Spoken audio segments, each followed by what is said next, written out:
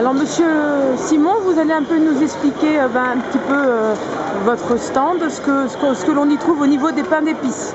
Alors donc moi je suis producteur de miel et je fabrique tous mes pains d'épices à partir du miel de ma production. Donc on a du pain d'épices nature, on a du pain d'épices à la figue et aux épices qui sont spécialisés pour le foie gras. Ensuite j'ai du salé citronné qui est spécialisé pour le saumon et les huîtres. Le chocolat qui est du pain d'épices de dessert. Alors ça, d'accord. Alors salé citronné. Salé citronné, c'est surtout pour le saumon. Le saumon, le saumon, les huîtres, les œufs de lame, enfin pour faire les petits toasts. D'accord. Voilà. Alors celui qui est orange et cannelle, vous pouvez apporter le... Orange cannelle. Il est là. Donc ça c'est un pain d'épices qui est fait pour le tout venant quoi. On le prend pour aller en randonnée, on le prend pour le manger à 4 heures. Enfin bon, c'est des pains d'épices un petit peu adaptés à ça. Alors que le épicé et le figue sont deux pains d'épices qui sont spécialisés pour le foie gras.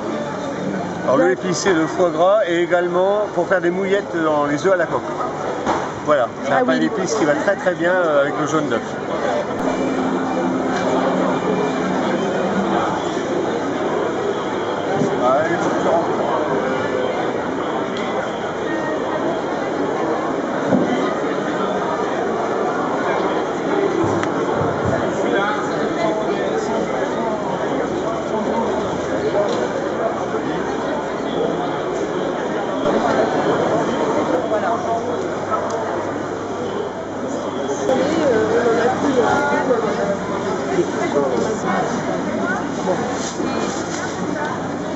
On met 5 ? Oui. 5 €.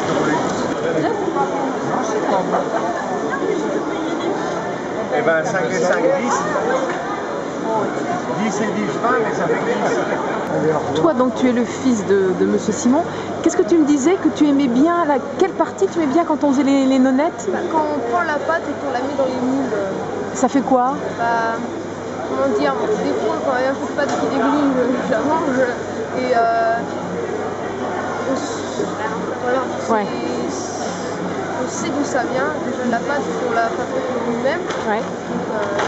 Et t'aimes bien le voir gonfler? Oui, le voir gonfler au four, oui j'aime bien. D'accord, et après tu manges? Après le manger. C'est meilleur chaud ou c'est meilleur froid? Chaud j'aime bien, et puis froid aussi. Mais je préfère encore chaud parce que c'est meilleur. D'accord.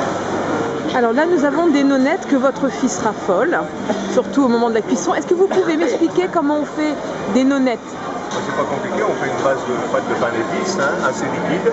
Oui. On met ça dans des petits moules ronds dans lesquels on dépose une cuillère à café de marmelade d'orange. Donc la marmelade descend dans la nonnette et à la cuisson, elle reste au milieu. D'accord. Est-ce que vous pouvez en prendre un et l'ouvrir avant de commencer?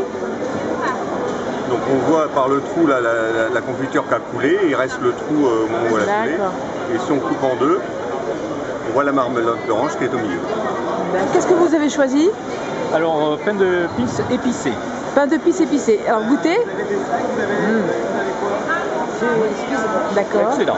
Et vous pensez en prendre? Et si vous en prenez, vous allez en manger nature? Comment vous allez le manger? Non, pour accompagner le foie gras. Donc pour les fêtes? Pour les fêtes, tout à fait.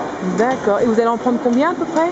On est deux, donc un petit morceau. Un petit morceau. D'accord. Merci monsieur.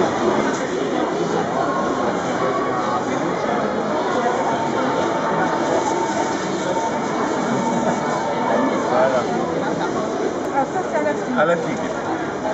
Là on a aux épices, orange cannelle, salé citronné pour faire avec le saumon et le...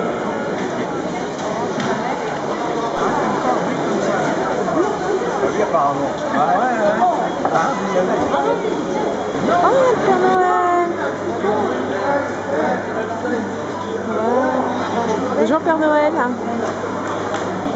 Allez, un petit morceau de pain d'épices, Père Noël.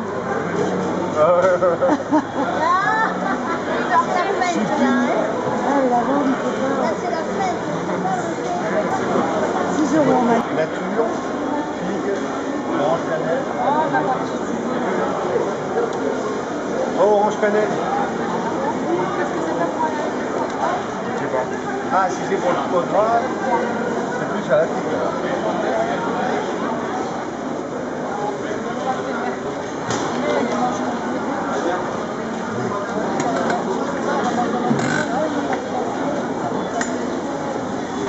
Alors, Monsieur Simon, vous avez une bonne recette avec du pain d'épices. Est-ce que vous pouvez nous la donner?